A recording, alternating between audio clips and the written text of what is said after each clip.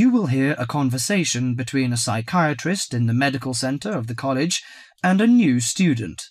First, you have some time to look at questions 1 to 4.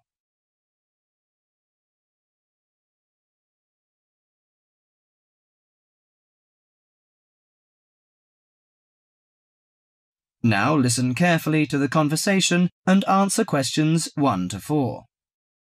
Hello, sit down, please. Thank you. Now, you are a new patient, aren't you? Yes, that's right. OK, so I'd better get some basic details down first. Right, we'll start with your name. Martin Hansen.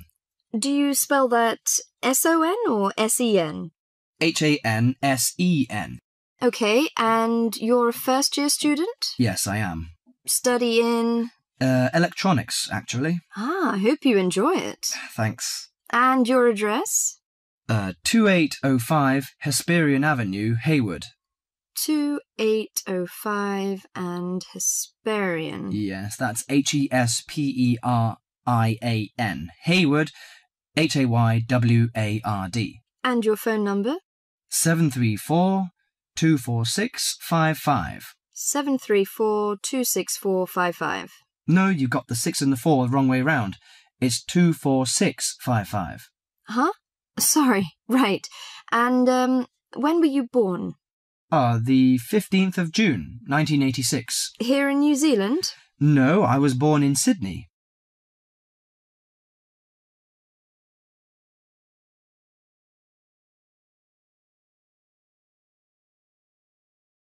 Before you hear the rest of the conversation, you have some time to look at questions 5 to 10.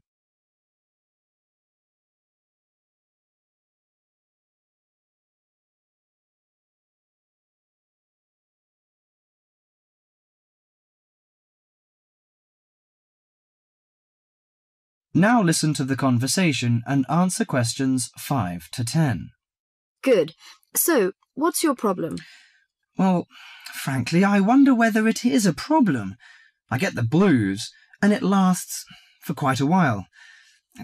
I don't know how to... Yes, we all feel sad or get the blues now and again. Generally, our sadness lessens in time, and with the support of friends. However, if the depression leads to difficulty in thinking and greatly disrupts your daily routine, it can be evidence of a psychiatric problem. What do you feel exactly? I always feel sad and worthless.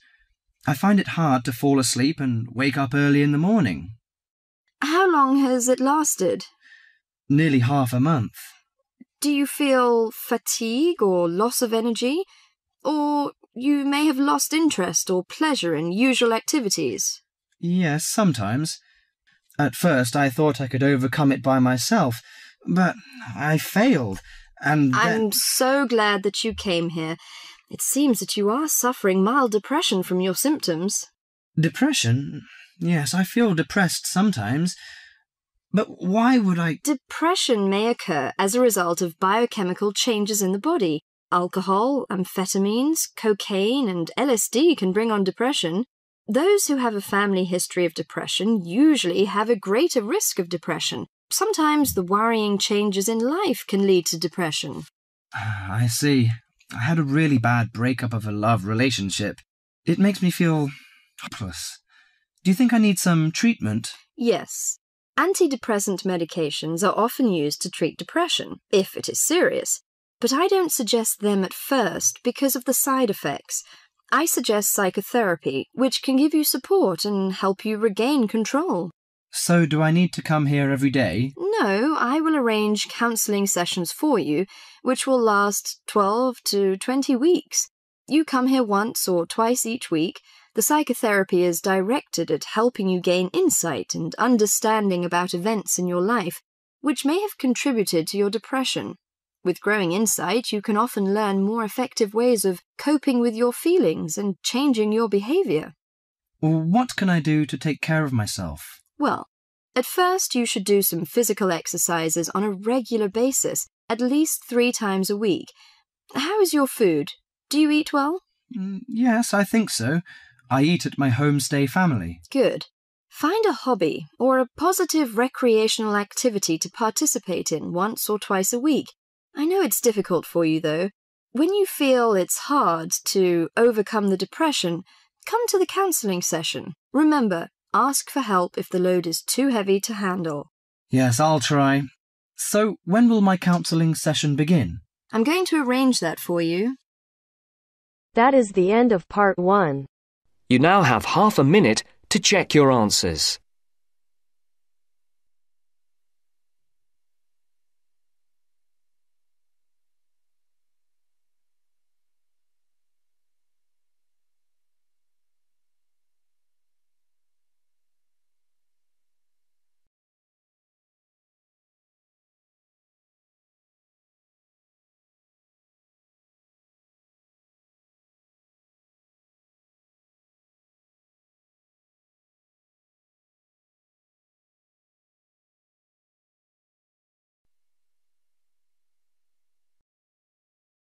Now turns to part 2. Part 2. You are going to hear a guide named Matt who is introducing their trip in Wildlife Haven. Now you have some time to look at questions 11 to 15.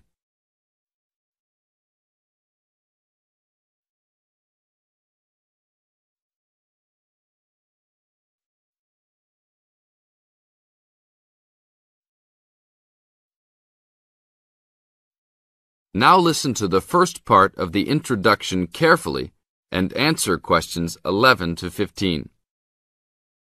Well, good morning, everybody. My name's Matt, and I'm one of the 3 guides here at Wildlife Haven. Our job is to make sure that you all have a great time here with us and go home feeling happy and relaxed. As you can see, we're away from the city in a remote area between a national park and the sea. To encourage you to relax, there are no radios or TVs, and the only phones and newspapers are in the office. So, if peace and quiet is what you've come for, this is the place to be. From your cabin on the hill, you'll find you have the national park behind you, and you can look out from the sea from your front balcony. Your luggage will be unloaded from the bus and taken to your rooms in a few minutes. Once you have picked up your key at reception, please locate your room and check that all your luggage has arrived. The daily program here at Wildlife Haven is flexible and only as demanding as you want it to be. You should each have a brochure setting out the facilities and various walking tracks you can take. And on the bus, you are given a green sheet setting out a number of group tours in the coming week. If you want to join any tour, just write your name and room number on the relevant sheet along the wall here. Tomorrow, there is a Beachcombers and Rock Hoppers tour exploring marine life in the rock pools along the beach. Or, if you'd prefer to go inland, there's a guided forest walk that takes you off the walking tracks. If you want to catch some lunch, you could join the beach fishing expedition. And at night, you'll see there is a moonlight forest walk that leaves each night at 7 p.m. So there is plenty to choose from at Wildlife Haven, and of course, that includes just sitting on your balcony watching the waves roll in. But I would recommend my favorite tour, the Waterfall Walk. This departs at sundown each day and also provides the opportunity to have a moonlight swim. Now you have some time to look at questions 16 to 20.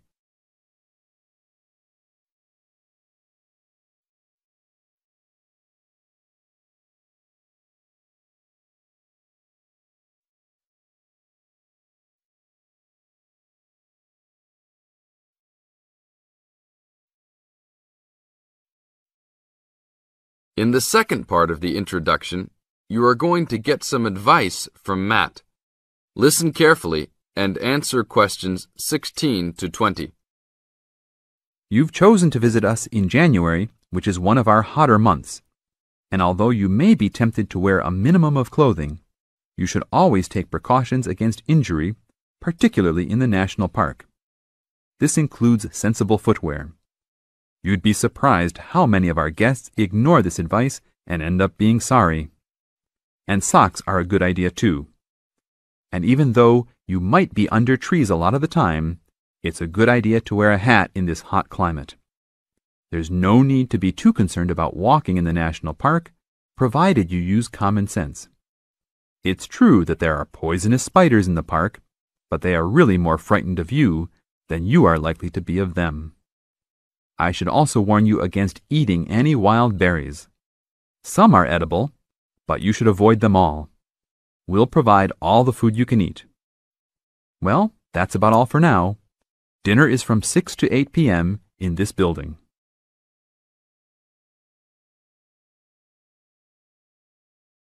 That is the end of part 2. You now have half a minute to check your answers.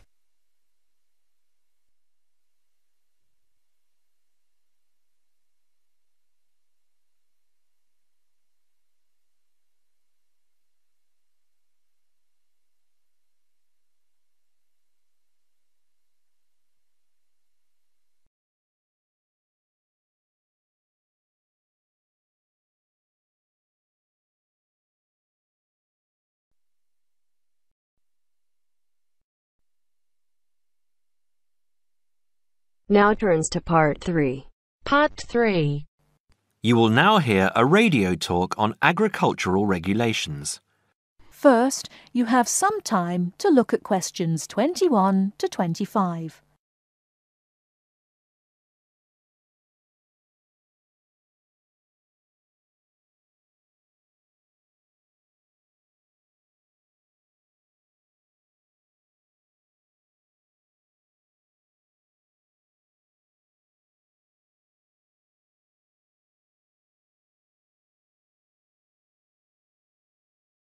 Now listen carefully and answer questions 21 to 25.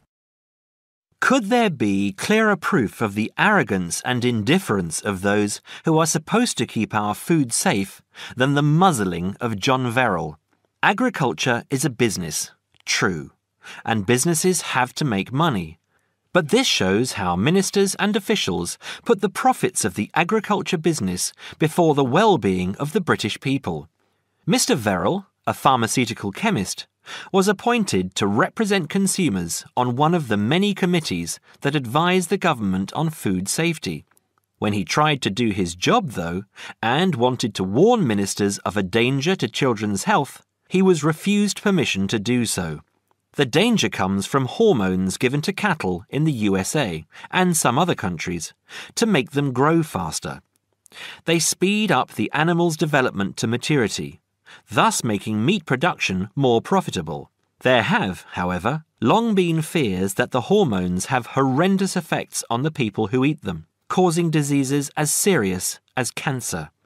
Once these hormones were used on British cattle too, but over 20 years ago they were banned in Europe for being too dangerous. Indeed, so concerned is the European Union that it banned imports of hormone-fed beef years ago, much to the fury of the US government, which wants to sell it all over the world. Several years ago, the USA and Canada asked the World Trade Organization to declare the ban illegal and to punish Europe for failing to lift it. The WTO, with its long record of refusing to let environmental or safety concerns interfere with trade, agreed, imposing fines of more than $120 million a year on the EU for its refusal to back down. The British government now backs the Americans, claiming that there is no proof that hormone-fed beef does any harm. This is where Mr. Verrill comes in. He is very angry with the government, especially as their claim comes out just after a Danish study shows that growth hormones are 200 times more dangerous than was previously thought. Worried by these findings, Mr. Verrill spoke to government representatives, who did nothing. Before you hear the rest of the talk, you have some time to look at questions 26 to 30.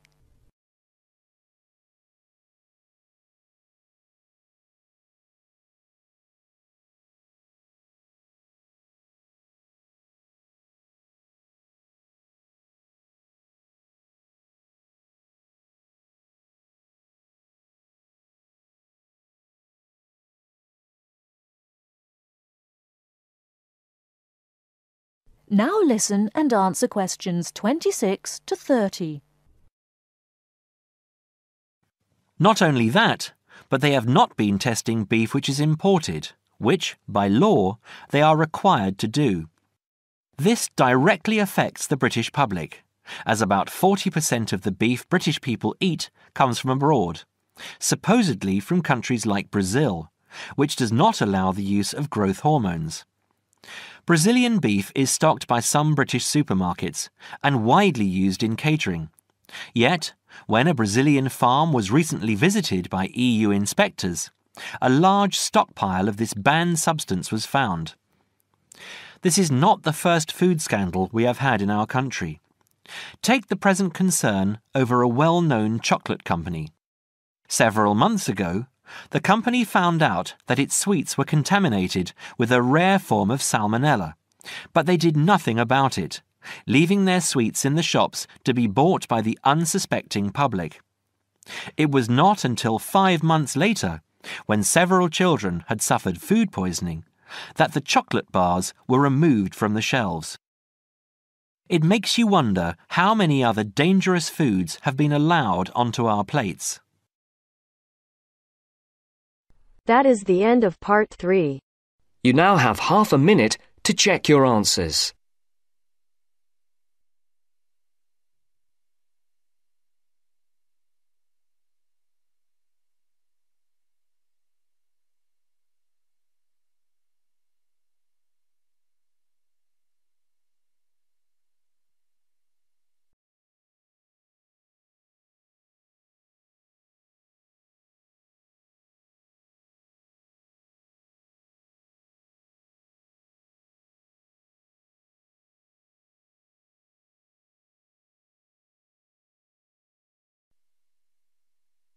Now turns to part 4. Part 4. You will hear a man talking on the radio about dogs which help people with their work. First, you have some time to look at questions 31 to 40.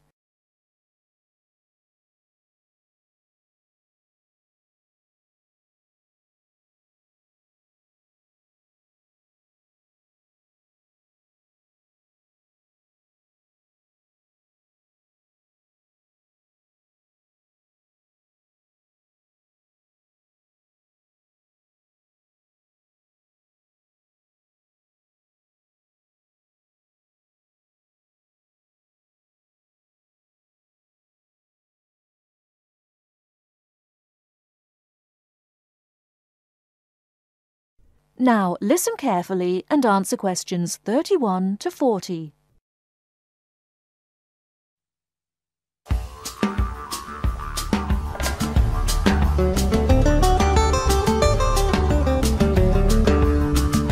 Welcome to this week's edition of Countrywide. And today, we're taking a look at a number of different breeds of working dogs. And here to report on the dogs with jobs is Kevin Thornhill. Thanks, Joanne. Well, yes, dogs with jobs is the subject of today's program. Dogs have earned themselves a reputation over the centuries for being extremely loyal. And here's a little story which illustrates just how loyal they are. Just outside the country town of Gundagai in Australia is a statue built to commemorate a dog. A dog which sat waiting for his owner to return to the spot where he'd left him. Well, the story, which was immortalised in a song, has it that the poor dog died waiting for his master, 5 miles from Gundagai, which is where they built the statue. Now that's what I call loyalty. Well, because of their loyalty and also their ability to learn practical skills, dogs can be trained to do a number of very valuable jobs. Perhaps the most well-known of working dogs is the Border Collie sheepdog.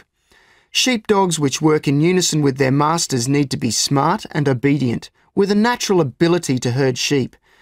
Some farmers say that their dogs are so smart that they not only herd sheep, they can count them too. Another much-loved working dog is the guide dog, trained to work with the blind. Guide dogs, usually Labradors, need to be confident enough to lead their owner through traffic and crowds but they must also be of a gentle nature. It costs a great deal of money to train a dog for this very valuable work, but the guide dog associations in the UK, America and Australia receive no government assistance, so all the money comes from donations. Another common breed of work dog is the German Shepherd. German Shepherds make excellent guard dogs and are also very appropriate as search and rescue dogs, working in disaster zones after earthquakes and avalanches. These dogs must be tough and courageous to cope with the arduous conditions of their work, and so that they can be sent anywhere in the world to assist in disaster relief operations, effective dogs and their trainers are now listed on an international database. When you arrive at an airport here, you may be greeted in the baggage hall by a detector dog, wearing a little red coat bearing the words "Quarantine." These dogs are trained to sniff out fresh fruit as well as meat and even live animals hidden in people's bags. In order to be effective, a good detector dog must have an enormous food drive. In other words, they must really love their food.